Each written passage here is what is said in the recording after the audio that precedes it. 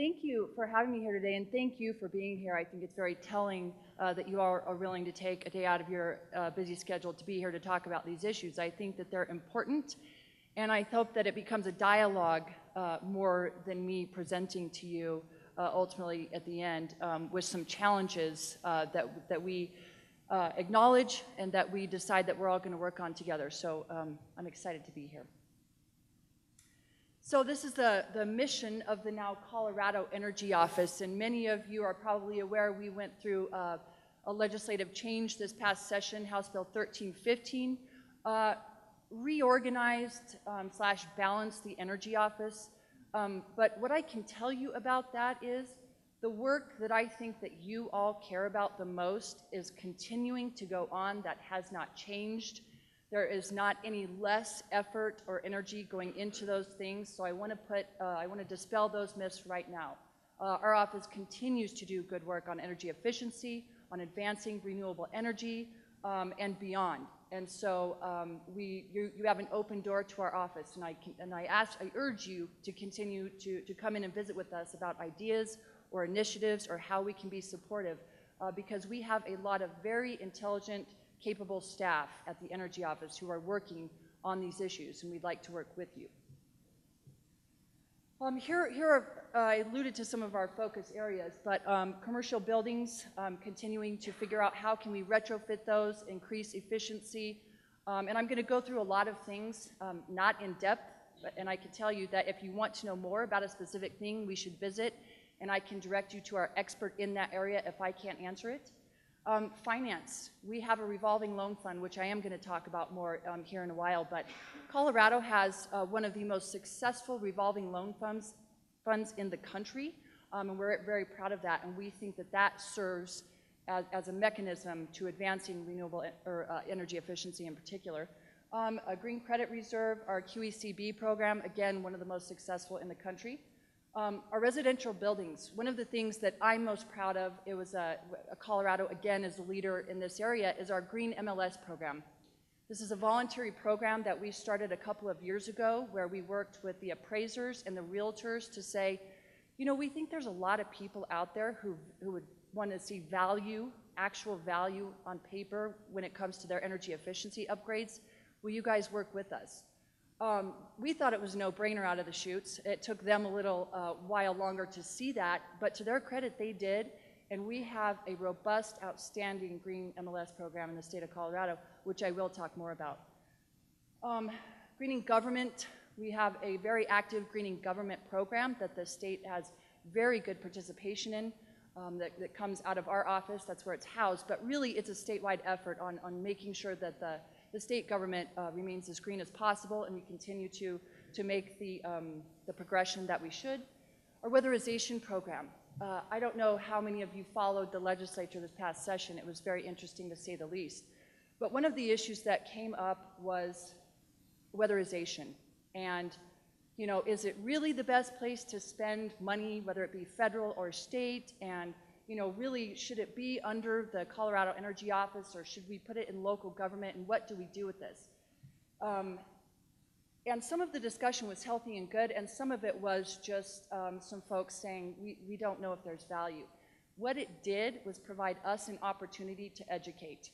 We talked to every single legislator in the building at length about weatherization, and the folks who weren't so keen and didn't see the value in it, when you sat down and explained to them how it affected the people in their districts and the need for it, we turned almost every single legislator into believers. And now, I would argue, we have a legislature, both Republicans and Democrats, who value our weatherization program. And I gotta tell you, that in and of itself is remarkable. So we're very proud of our weatherization program. Again, Colorado has one of the best in the country, and we're going to continue to be one of the best. Our transportation fuel sector. This is an area that the governor saw as a huge opportunity for us to start converting our fleets and building more stations to reduce emissions. And Bob Randall alluded to it earlier, but this is an initiative that really started in Colorado. Governor Fallon, Republican from Oklahoma, said, wow, that's pretty neat. I want to do that in Oklahoma. And it snowballed into this huge national effort which we are very proud of, started here, as really an effort to clean up our air and reduce emissions. So it's something that we're going to continue to work on. It's a piece of our puzzle in our office. So some facts about Colorado. Speaking to this group, this is not new news to you, but I think it's important to reiterate. We have world-class energy. We have some of the best wind, solar, geothermal. We also have abundant oil and natural gas. We have an exceptional array of expertise here. When you look at the National Renewable Energy Laboratory, combined with the School of Mines, Colorado State University, CU, and there are others, but we're unique. Not a lot of states can boast all of those things that work together in an organized fashion. And I can say, just speaking for our office, I think that oftentimes we're so used to working with them and just making a phone call to NREL that when I go out of town or into Washington, D.C., and folks say, you're so lucky to have NREL, we would give anything. It's a good reminder to us that we should call on them more than we probably do. We had our first citizen-initiated renewable energy standard. We all know this. It's something that others continue to talk about. How did you do that in Colorado? What did the campaign look like? How did you get all of those partners together? And it's something that we should be proud of, and we should continue to help other states who want to get there. We know that the wind in Colorado is at the top. Xcel Energy has met it, and they've exceeded it, as Bob spoke about before. So we are proud of that. Wind is now a least cost resource, which I think it will continue to be. A little bit about our generation mix. There's where we were in 2000.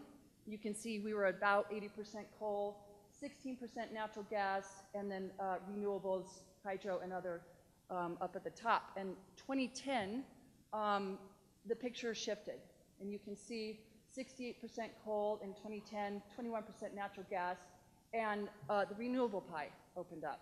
So that's really good news for us. With the passage of Clean Air, Clean Jobs, I think we will continue to see that the coal go down, the natural gas go up, hopefully the renewables expand.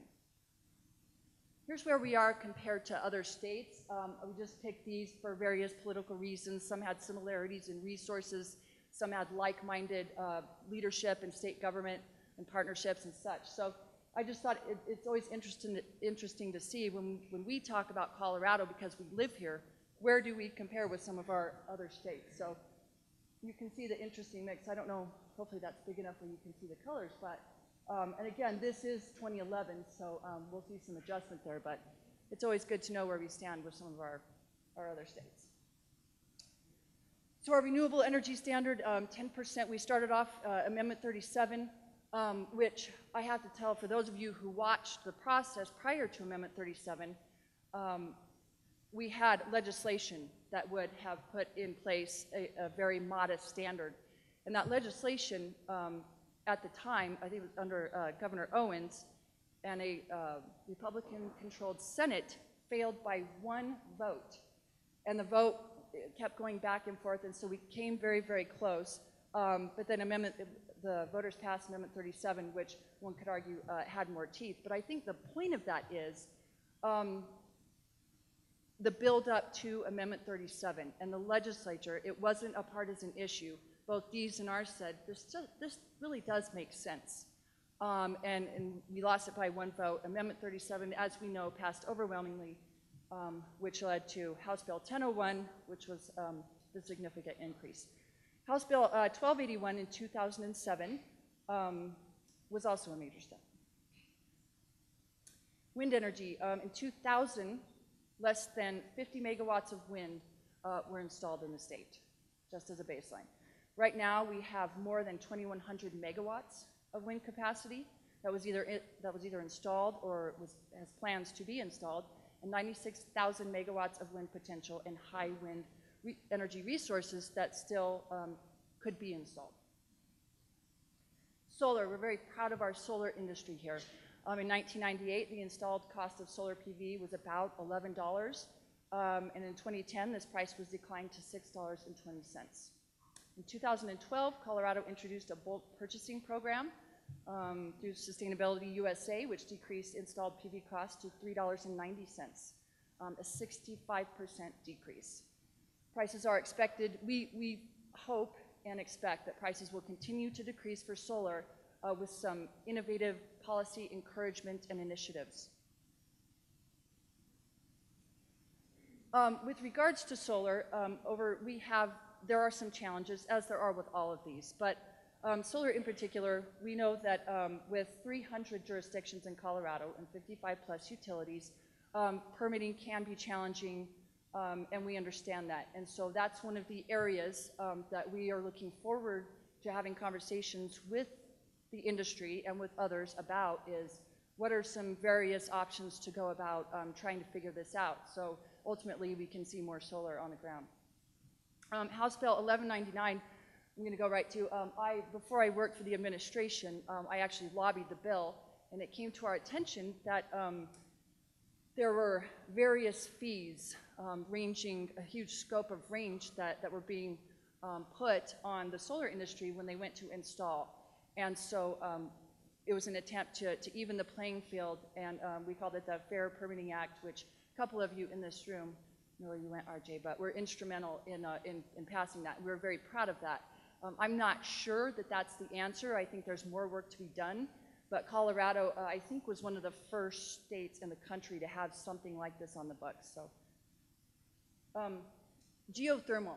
Geothermal is a huge opportunity that we need to figure out solutions for. Some of the things that our office hears when it comes to geothermal is it sounds really good, and then when you go to talk to the communities about, you have a huge geothermal resource, they say, yeah, but usually where there's a geothermal resource, there's a really nice spa or a hot springs, and they say, you know, we kind of like our tourist area, and so it sounded good, but maybe not. And so those are the kinds of things, and you all probably know this, that we run into.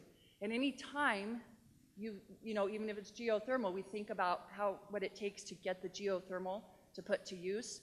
People get anxious, and understandably so. But I think we have a lot of work to do in geothermal, a lot of, you know, outreach when it comes to this, because it's largely untapped here in Colorado. It's also interesting in the permitting. It's a mineral right owned by the federal government, versus water rights in Colorado versus local governments. And so I think it's very unique with all of the players that come into the permitting process. Colorado does have an MOU with the Department of Natural Resources and the BLM attempting to address this issue. And I think it's definitely made some strides, but I think there's more work to be done as well. Small hydro, this is something that gets our office really excited. It's the only renewable energy technology that needs a federal permit to operate. And so you can see where people might get frustrated who want to install small hydro, saying, my gosh, now I have to work with the feds on permitting. And we all know that they're not known for their expeditious permitting processes. So people have said it's too complex and burdensome and costly. We want to do it, but we're just not going to go through it often. So Colorado is, again, a leader in the country, and it's a very unique situation in that we recognize this, and we set up a process to help streamline small hydro permitting. Not every small hydro project, but projects who meet a set of qualifications, and they come to us and we say, here's what you need to do. You must meet this list of things, and when you have those met, come to us. We'll check it out and make sure and verify, and then we'll help you go to the federal government, turn in your permit, and they'll expedite it. We have, via this program over the past couple of years, we have increased the small hydro permitting by tenfold. Clean Air, Clean Jobs. Many of you, of course, are aware of this, but this was the effort started by Governor Ritter, finished under Governor Hickenlooper, that is an attempt to clean up our emissions by moving from some coal generation to natural gas generation. This was monumental. We were the first state in the country to do this. And I think it just speaks remarkable things about the folks who came together to see this legislation passed. You have folks who probably haven't worked together in the past, partnerships that were formed, and it was truly a remarkable piece of legislation. Our Energy Efficiency Resource Standard passed in 2007, House Bill 1037, set up an energy efficiency standard for 5% reduction in 2006 peak electricity sales by 2018. In 2011, the PUC increased the requirements, and we know that for every dollar spent in electric energy efficiency programs, ratepayers earn $2.78 in benefit. So again, another piece of landmark legislation for Colorado. Our Appraiser MOU, this is going back to our Green MLS and our attempt to really tap into the residential efficiency areas and make some progress there. We signed an MOU with the appraisers with our goal of increasing the value of homes based on energy efficiency improvements. Again, bringing real value to energy efficiency upgrades. What we kept hearing from the appraisers is we understand what you're trying to do, but we're not able to demonstrate a reliable market response of energy features in the home or energy upgrades. So homeowners have less of an incentive to spend the money if they know that when they go to sell their homes, they're not going to see some sort of return on it. So we signed an MOU with our two major professional organizations that were largely involved in the creation of this, and that's the Colorado Coalition of Appraisers and the Appraisal Institute. And it commits the groups and our office to work together to promote and document home energy features and develop studies to identify Colorado market specific trends in energy valuation over time. We think this is very, very important, not only to establish it, but to grow it and to show the public the value in making those energy efficient upgrades. Again, our Green MLS. Our Green MLS is an energy efficiency field that is literally added to the MLS. It enables home buyers to search for energy efficiency upgrades when buying and selling so that they can make choices having that factored in. This is where it stands today. This is sort of a map, or it is a map, that kind of gives you an outline. I just wanted you to see there's more detail that goes into this, but you can see where when we started off, people were a little bit skeptical, and now we have 90% adoption in the state of Colorado, and I don't see any reason why that 90% isn't going to go up. Energy performance contracting. This is the process through which energy efficiency and capital improvements are funded, either fully or partially, by the energy and maintenance cost savings generated by the improvements themselves when the cost savings are financed over a period of time. And I'm going to openly admit I am not the finance guru in our office, but we have incredibly smart people who are dedicated just to this sort of thing. So should you have any in-depth questions about this, I may have to refer you.